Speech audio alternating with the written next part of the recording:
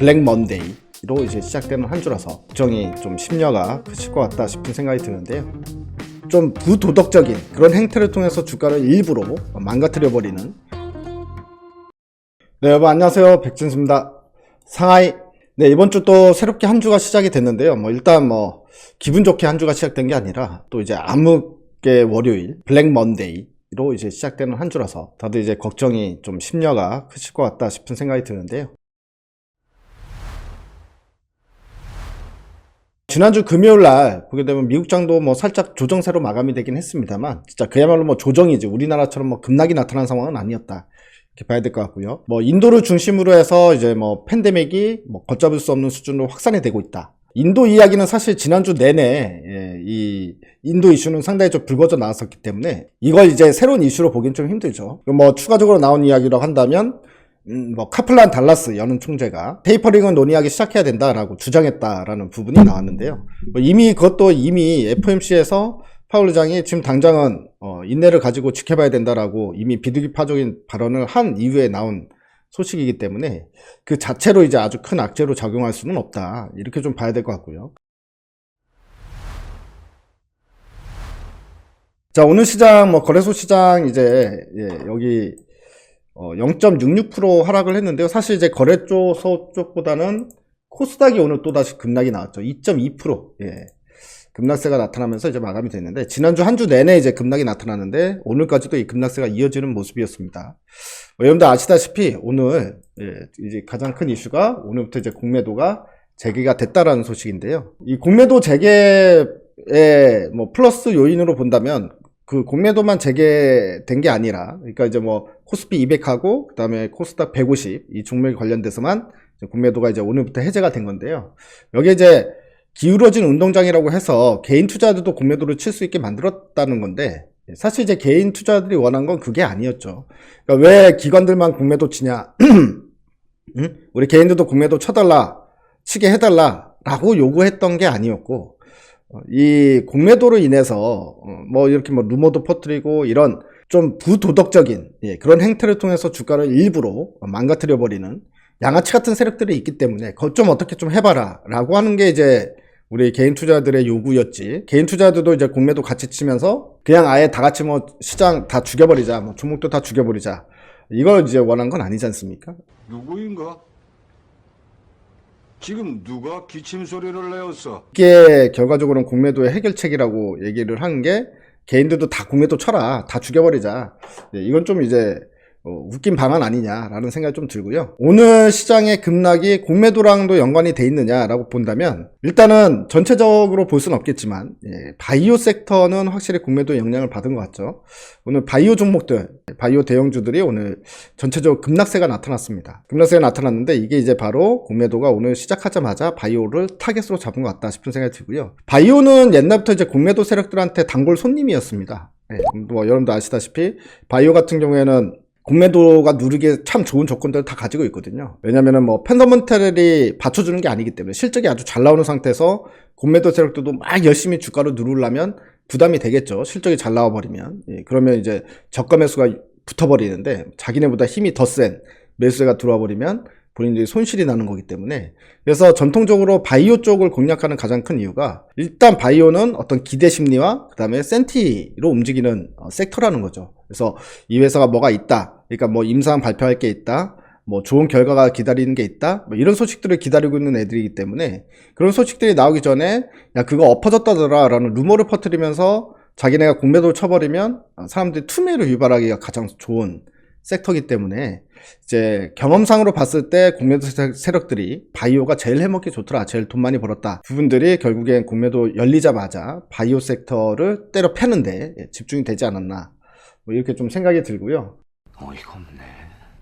오늘 이제 제가 좀 단어가 좀 과격하게 나오는 것도 이제 사실 이제 여러분들도 이제 같은 마음일 거라고 생각을 합니다. 이 바이오 섹터들을 이제 싹 죽이는 모습을 보니까, 야 얘네들 그냥 아예 대놓고 그냥 치는구나 라는 생각이 들어서 좀 말씀을 드리는 거고요.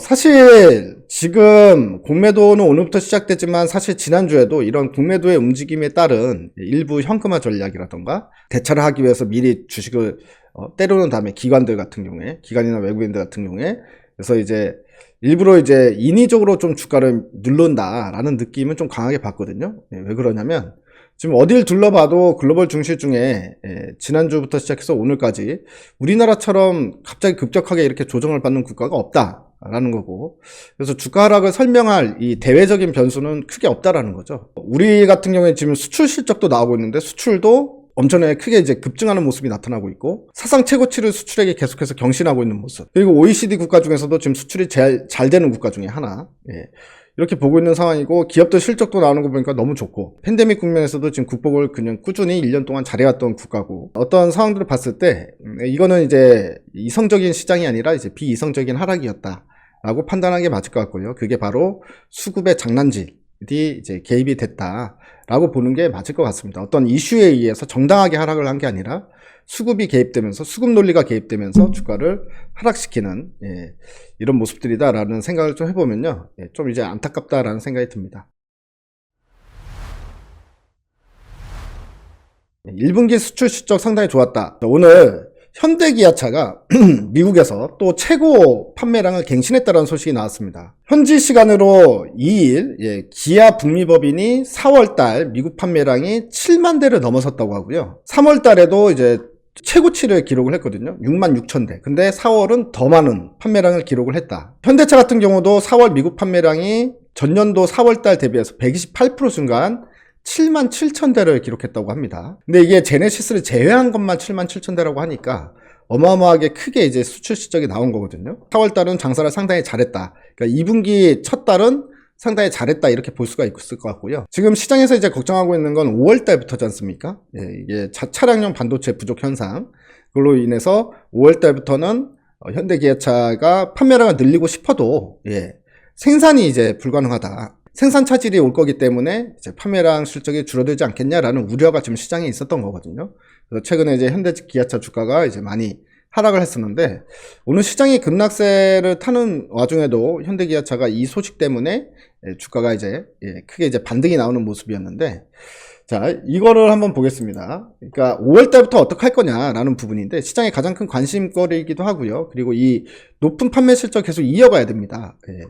이어가야 되는데, 지금 미국에서 4월 달에 판매 실적이 상당히 잘 나온 가장 큰 이유가 바로 차량을 인도받는 데까지 걸리는 시간이 가장 적었다라는 거예요. 현대기아차가. 지금 다른 자동차 메이커들 같은 경우에는 4월 달에도 생산 차질이 벌써 일어났었는데, 현대기아차는 바로 주문하니까 바로 차가 나오더라라는 부분, 그게 이제 시장 점유율을 늘리는데도 한 몫을 담당했다. 물론 이제 차 자체가 마음에 들어야 되겠지만, 차 자체도 요즘에 이제 잘 나오기도 잘 나오지만, 중요한 건 지금 가장 이제 빠르고 신속하게 차를 구매를 해서 타고 다닐 수 있다라는 부분도 한 몫을 했다라는 소식이 들려오고 있습니다.